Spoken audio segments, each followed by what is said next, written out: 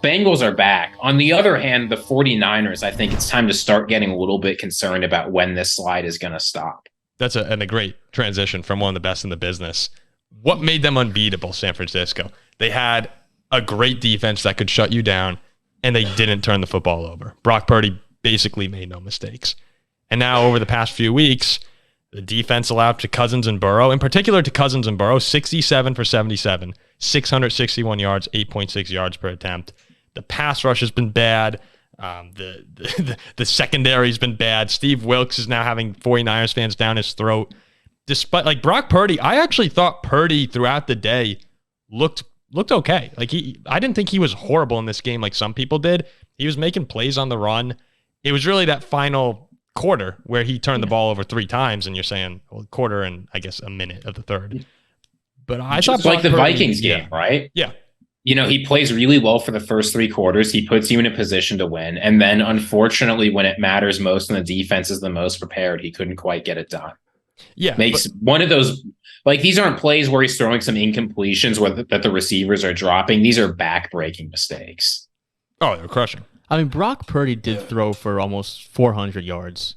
I didn't think he looked as bad as a lot of people are saying as well. But he, last 3 games, has looked more like he's a young 23-year-old kid who was picked last in the draft. Yeah, yes. And with the turnovers in particular. 2 turnovers against Minnesota, or 2 picks against you guys, 2 picks against the Bengals. And the fumble. And the fumble. But to me, I felt that at some point that was going to happen. Like, there was gonna come a point where he's had a stretch where he doesn't look like an absolute robot, like an absolute machine.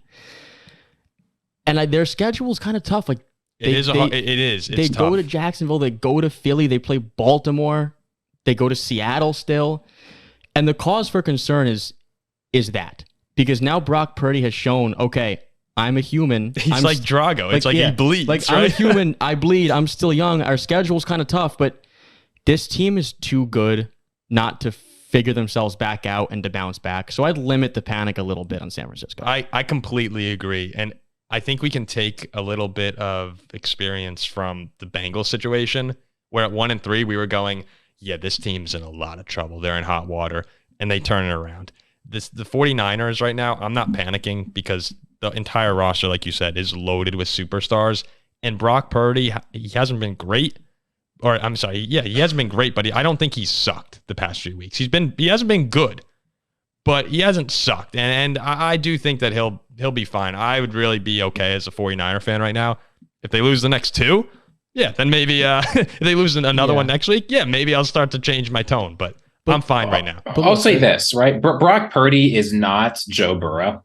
And he doesn't have to be, but if the 49ers want to stop things from sliding, it's going to be on people other than Brock Purdy. It's going to be on the defense. It's going to be on Debo coming back. It's going to be on some of the offensive skill position players doing a little bit more.